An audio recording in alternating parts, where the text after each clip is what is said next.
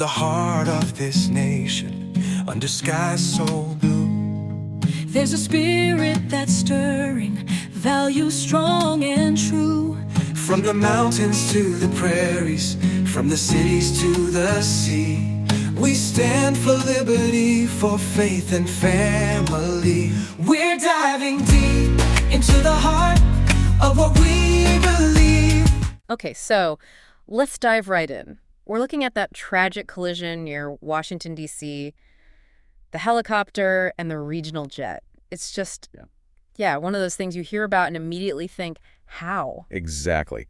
And while the initial report started broad, talking about, systemic problems, airspace issues. Right, the bigger picture stuff. We're zoning in today on a very specific take from the news outlet RedState. They've looked at the early NTSB findings in a New York Times piece.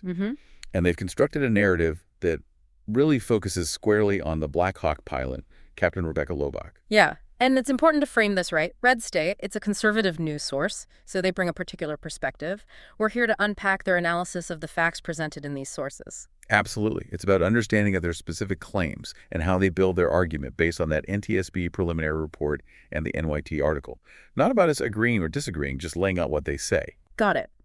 So the mission for this deep dive is, what is RedState arguing happened? What do they say about Captain Loebach's actions and the potential reasons why, according to their article? Okay. And our main source is that RedState article from April 28th, 2025.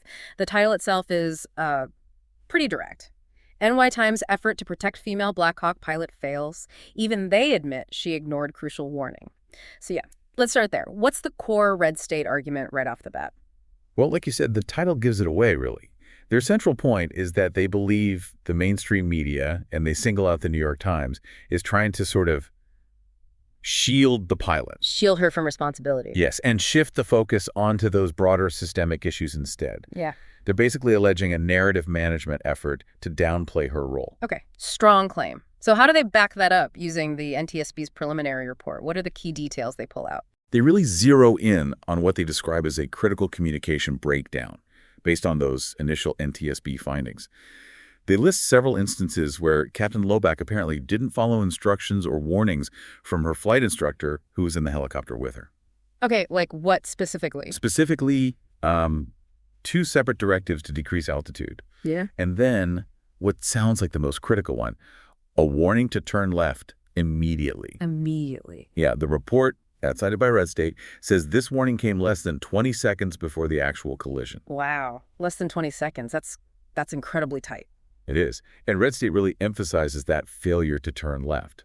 They point out that this happened after the Black Hawk crew had already reported seeing the jet and asked for visual separation. So visual separation means the pilots themselves are responsible for avoiding the other aircraft at that point, right? Not just relying on ATC. That's the procedure, yes. And RedState highlights that the instructor pilot, according to the NTSB info they cite, told Loebach he thought ATC wanted them to move left towards the riverbank. And she didn't turn left. According to the information RedState presents from the report, no, she didn't make that turn. And they position this as the pivotal failure. Okay. And how does the New York Times article fit into RedState's narrative here? They clearly see the NYT coverage as problematic. Right. RedState interprets the Times piece as an attempt to soften the blow, as they put it. Yeah. They think the NYT is trying to dilute the eventual conclusion of pilot error. How? By focusing on other things. Exactly. By highlighting all those other potential contributing factors, the systemic stuff we mentioned. And RedState specifically claims the NYT buried the details about Loebach's alleged errors late in their article, rather than featuring them prominently. So the argument isn't just what was reported, but how and where it was reported, the emphasis. Precisely. RedState sees the placement and framing as evidence of an intent to minimize the pilot's direct responsibility. It does make you think about how news develops after a major incident. Initially, there's often that focus on systemic flaws, lessons learned. Sure, that's natural, finding the bigger picture. But RedState is arguing the NYT jumped too quickly, or perhaps deliberately, to those broader issues, before fully acknowledging the specific actions described in the NTSB preliminary. Okay. Now, RedState does mention something about the ATC communication maybe not being totally clear, something about interference. Yes, they do mention a detail from the NTSB report that someone in the Black Hawk might have accidentally transmitted over the ATC frequency, stepping on the controller's message briefly. So potentially making the instruction harder to hear. Potentially. But the way RedState presents it, it seems more like a factual footnote. They don't really lean on it as a major excuse for the pilot's actions, especially given the instructor pilot's clear, direct communication inside the cockpit after that ATC exchange. Right. Which brings us to maybe the most puzzling part for RedState. Why didn't the instructor pilot, Warrant Officer Eves, just take the controls or give a direct order? Yeah, they explore this quite a bit. They bring up the rank difference. Captain Loback, the pilot flying, outranked Warrant Officer Eves, the instructor, even though Eves had more flight hours. That seems counterintuitive in a safety situation. It can be complex. RedState also notes the third crew member actually had more flight hours than either of them. So you have this dynamic of rank versus experience. Could rank really prevent an instructor from taking control in an emergency? Well, RedState suggests it might have played a role in Eve's hesitation, though you'd think safety protocols would usually empower the instructor or most experienced person to act regardless of rank. The full NTSB investigation will likely clarify the specific procedures expected.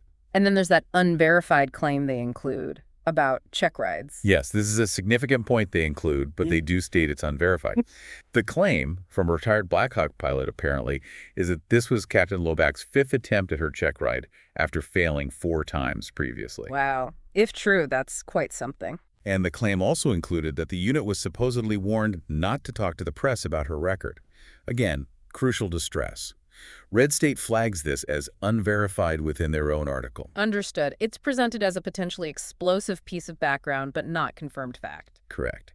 And feeding into this idea of potential pressure or reluctance to act, they quote a veteran named Sam Shoemate. What did he say? He was commenting on X, apparently, questioning why the co-pilot didn't intervene more forcefully.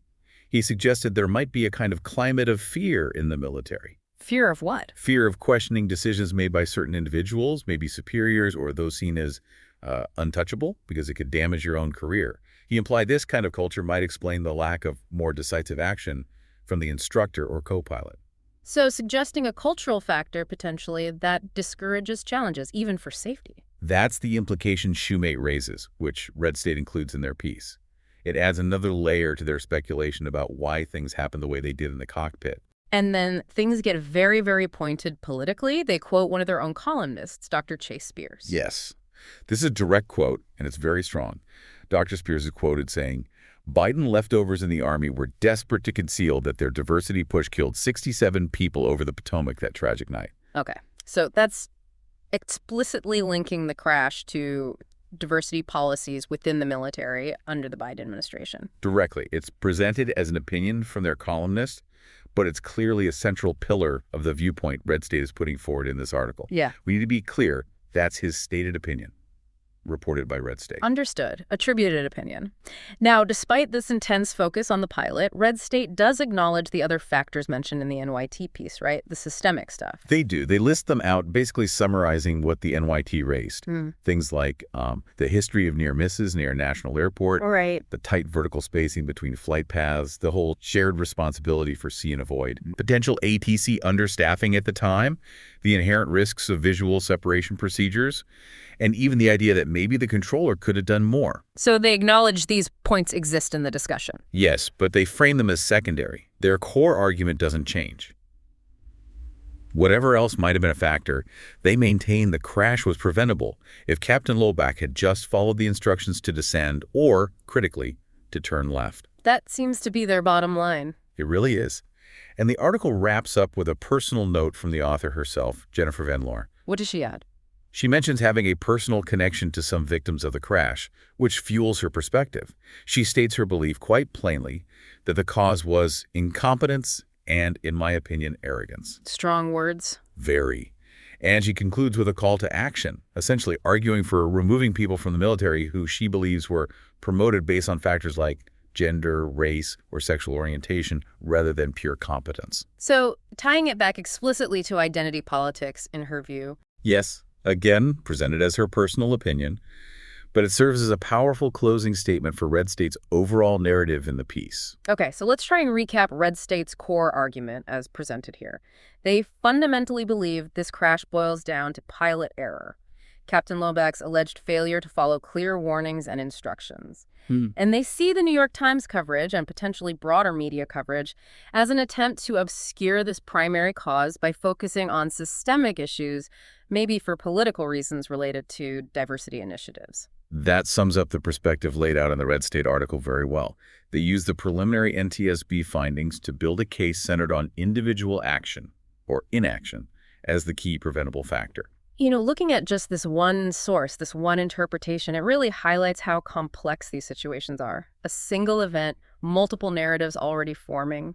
Absolutely. And it makes you think, doesn't it, about how information gets filtered and framed, especially after a tragedy, how different outlets assign weight to different factors. Yeah. Who gets blamed? What gets emphasized? Is it the individual, the system, the culture, politics? All those questions come rushing in. And even after digging into RedState's detailed argument, you're still left wondering what the final official NTSB report will conclude. How will it weigh all these factors? Exactly. Will it align with RedState's focus? Right. Or the NYT's broader view? Or something else entirely? This deep dive into just one perspective really underscores that there's rarely a single, simple explanation, and it definitely encourages you to keep questioning and look for more information as it becomes available.